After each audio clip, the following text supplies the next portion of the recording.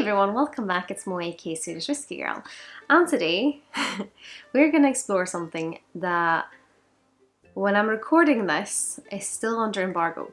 So I don't know the retail of this, and yeah, we're just going to have a little look at what it is and try it together. So this is Old Pulteney. It's from their new Coastal series. So I believe they're going to release 4 whiskies starting this year. Annually 1 release. This one is Pineau de Charantes. Charantes? Pineau de Charantes? Maybe? If you know how to pronounce it better than me, please let me know in the comments. It's a single malt Scotch whiskey that's been matured initially in ex-bourbon casks, and I'm just going to read it from the bottle. So, cask from the Oceanic Charantes region north of Bordeaux. It's fruity, sweet and balanced, apparently. 46% ABV. Cool. I actually do have, because it arrived with little notes. So that's the Charantes region, and this here is Wick. If you can see them better like this, maybe. So both lovely places. Still haven't been to Wick, but I do need to go. And I do have a sheet here as well. Coastal series, matured in seaside casks, so that's the kind of whole thing for the collection.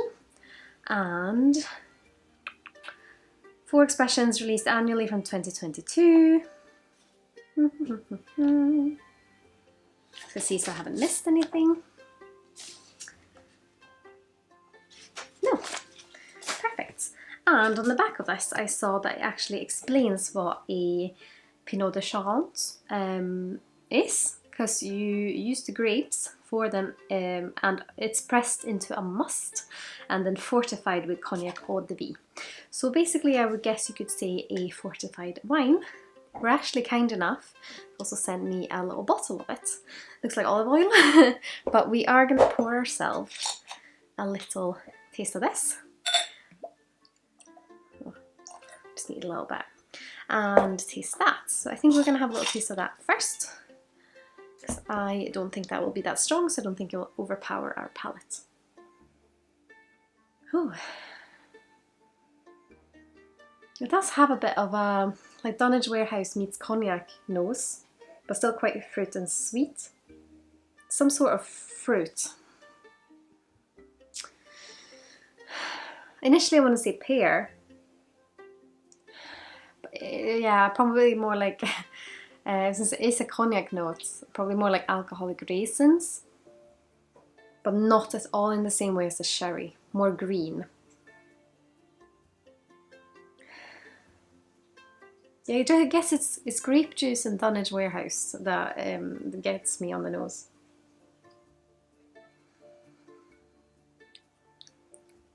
Sweet.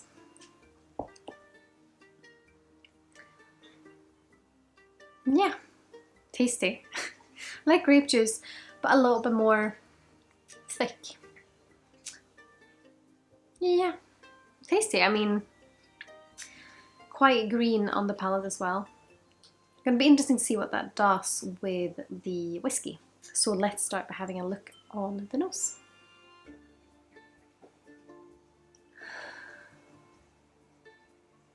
There's something about Old Pulteney, and I think a lot of people that know Old Pulteney will know what I mean, because it has something murky about it. It's weird when you're talking about coastal malts, but Old Pulteney is definitely coastal in its characters.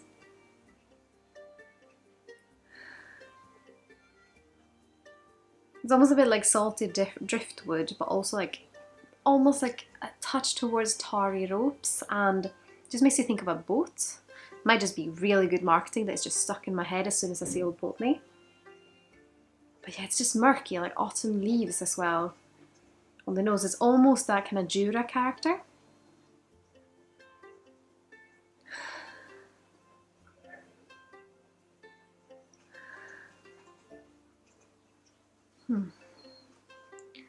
A lovely nose. I could really sit with this for a long time. I also think I read that Pineau de Charantes is made from the autumn harvest, which is quite suiting since we're heading into autumn now.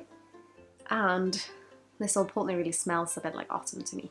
But let's have a taste. Sláinte, see what we think.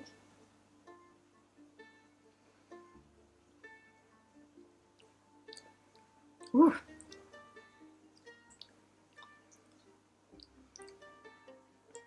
Spicy. I haven't had whiskey for a few days since I was at the wedding in Lithuania, so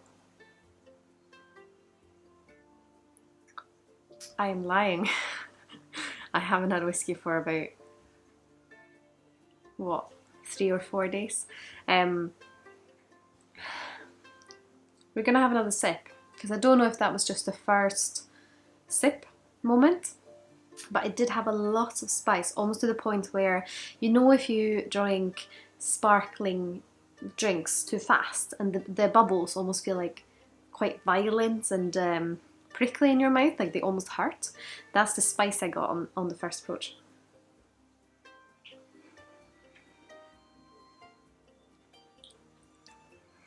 Definitely a little bit more calmer now, but that spice is still there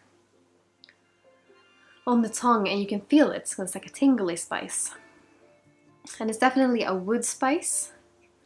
Has a little bit of bitterness, a little bit of that kind of tannin note, but it still feels very fresh, so it's more fresh than tanniny.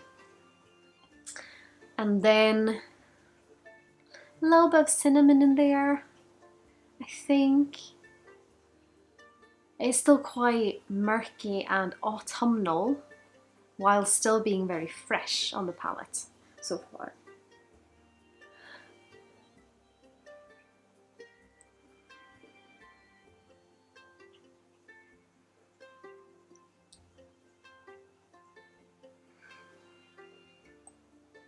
A bit grassy, like the tannins and the bitterness from the wood ties in with that grassy character.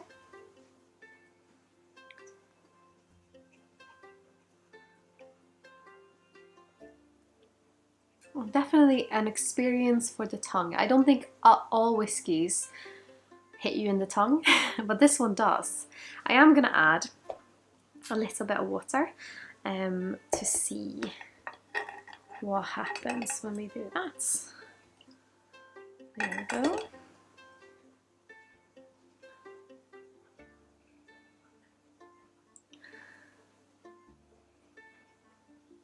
It's a little banana fly just harassing me.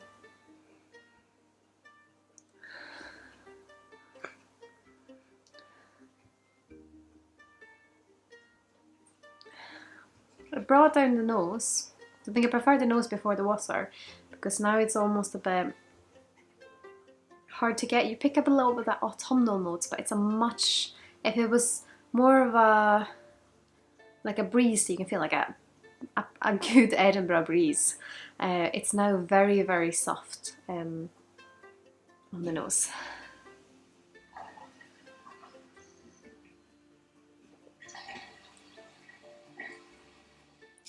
Spice is still there though. Interesting.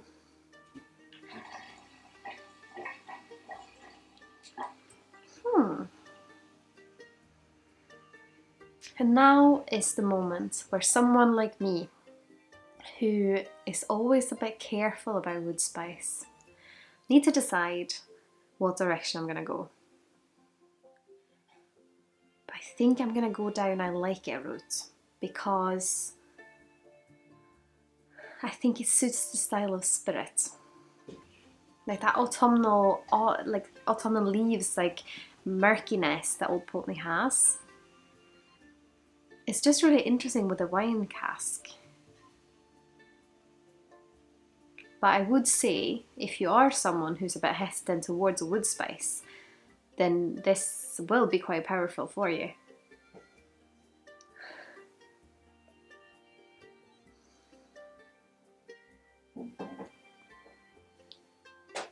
Because it's spicy to the point where I can't even think about the fruits.